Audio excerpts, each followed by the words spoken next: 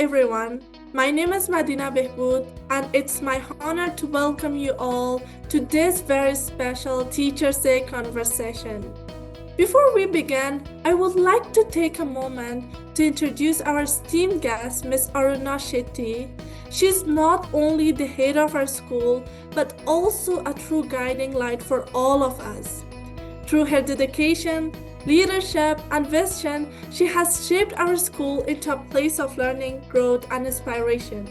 So, today, on the occasion of Teachers' Day, we feel truly privileged to take a journey back with her to her own school days and the experiences that shaped her into remarkable educator and leader she is today. Good morning, Miss Aruna. On behalf of all of us, I want to sincerely thank you for joining this conversation. Since Teacher Day is about celebrating the people who guide and inspired us, we thought it would be very special to hear about your own journey as a student, as a learner, and as someone who was once inspired by teachers before becoming one yourself. Thank you so much, Madina, for having me here. A very, very warm good morning to everyone present. Well, I'm excited to have this conversation with you. Let's see what comes up now. Okay, thank you so much, ma'am. So let's go to the first question. If you close your eyes and step back into your school days, what is the first memory that comes alive for you? The one that still warms your heart even today? Well, I have innumerable memories of my school days, and the most beautiful thing that is even currently, there is that I am in touch with all my school friends. So, we have this group, and all my school buddies from my batch are all there. And it is wonderful to be in touch and, to be connected wherever they are in the world. So that feeling is wonderful. Going back to my memory of school days, all I can remember is how much I used to love coming out of the classroom during my breaks, before school, after school, and playing this hopscotch with my friends. So I don't know what you would call that, even if there is an English term for it, but we used to call it langdi in those days, where, we used to hop on just one foot and then catch. It's like a version of catch and cook, but with only one leg. So I was very good at that. And then we would have, like, since ours was a co-ed school, so, I think half the school would be there on the ground playing this game. So these are like my fond memories, going to the canteen and, eating the canteen food. I mean, when I pass by that lane of school, even today, that whiff of that canteen. I mean, of course, our canteen auntie is not really alive today. But then, there are so many memories, Madina. I could just go on and on. But then, yes, definitely playing out with my friends would be one of the fondest memories for me. Honestly, ma'am, that's such a touching memory. Thank you for sharing that with us. It really shows how deeply school moments can stay with us.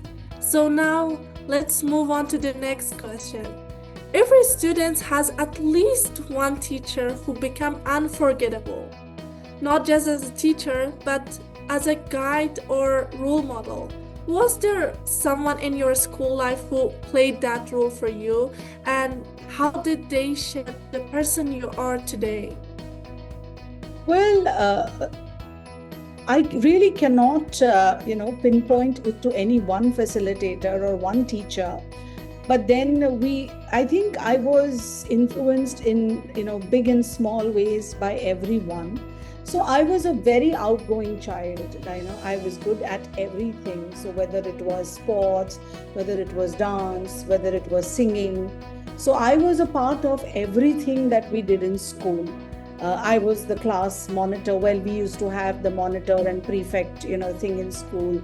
So I was, all of these. So I had like different roles and different interactions with different facilitators. For sports, we had our sports facilitator. And each one of them has, always kind of encouraged me to participate and be the best version of myself in whatever I do.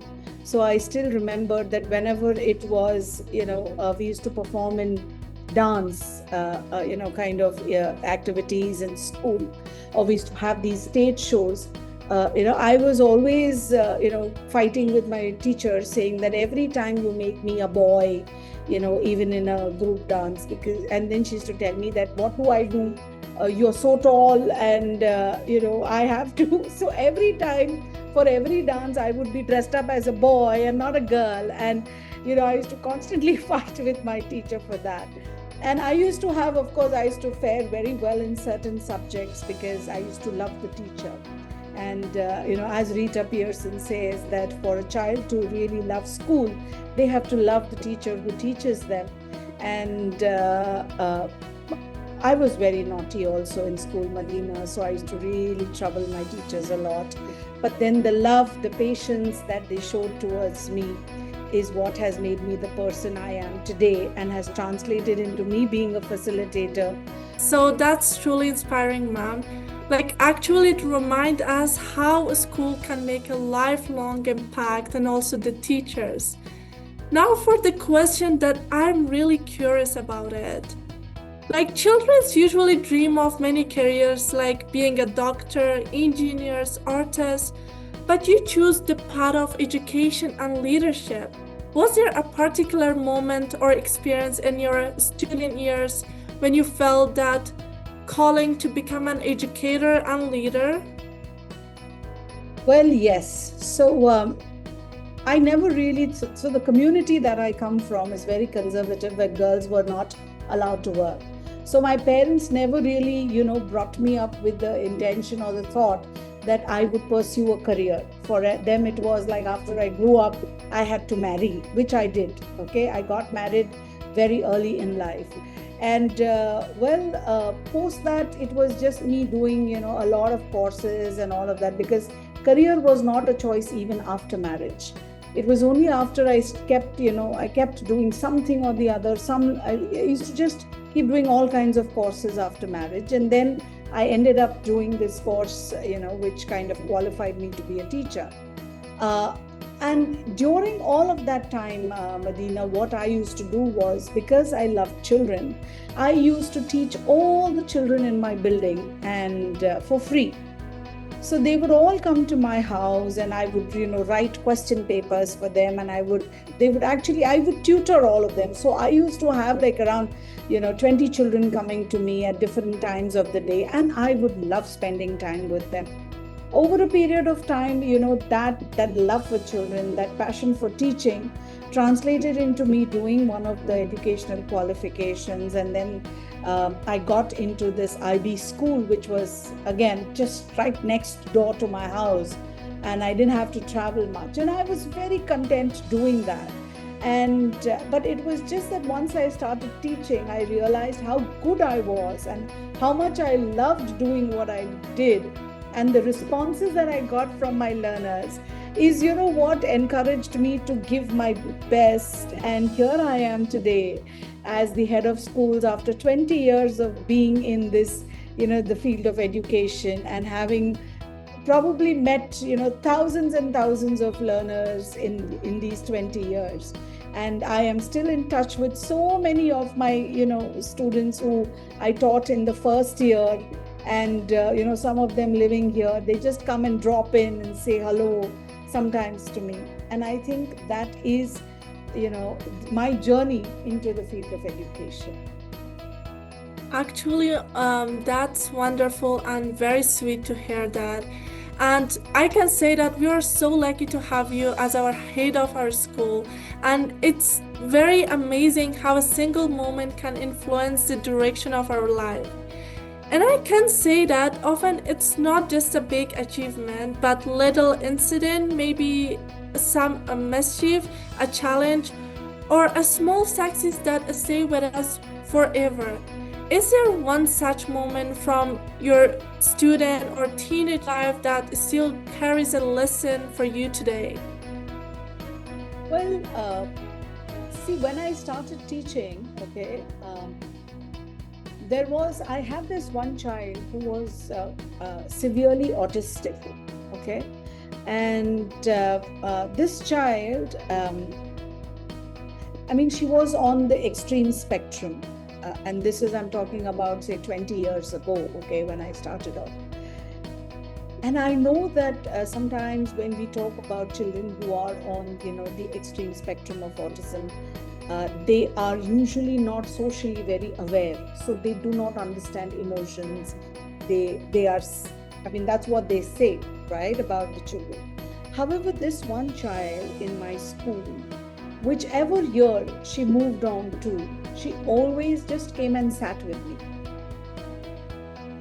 So I really find it very hard to believe when they say that, children who are autistic don't really understand emotions. I think I will beg to differ, because this one experience in my life just made me, believe that being an educator and the influence that you have on all your learners just never stops. It may be big, it may be small, but, the influence that I had on this child was that whether she was in grade 1 or whether she was in grade 3, of course 2 she was with me, she used to just come and sit with me.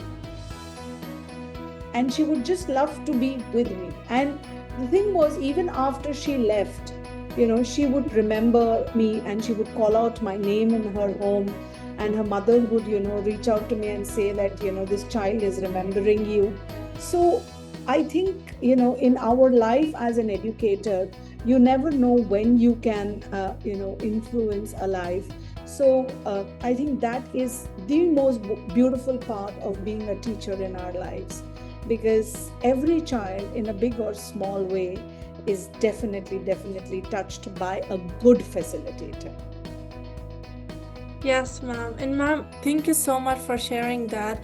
Stories like this shows us that even small moments can shape who we become.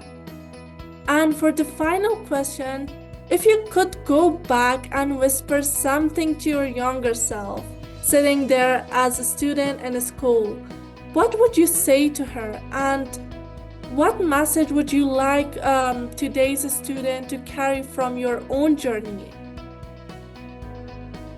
So, the way the world has kind of panned out today, social media is just ever so present in every child's life today.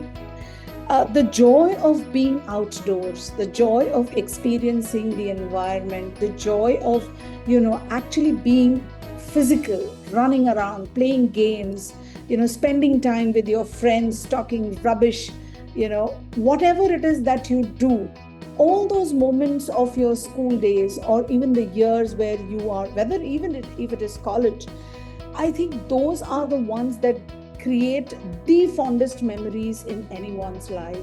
So all I want to tell the generation, who are in school or colleges today is that, treasure those moments, build those friendships, create those memories, be out, step out more often. The world is such a beautiful place. While you appreciate and send all those emojis and likes on your, cell phone, trust me, everything that you see there is actually out there in the real world. So just get out of it, even if it is trying it for some hours, a few hours in the day. Do that. Get out and just experience. It is beautiful to thrive in an environment, where you can touch and feel, instead of just, kind of on social media, send all the hearts and all the love. So you can actually do that in the physical space, and it means a whole new thing.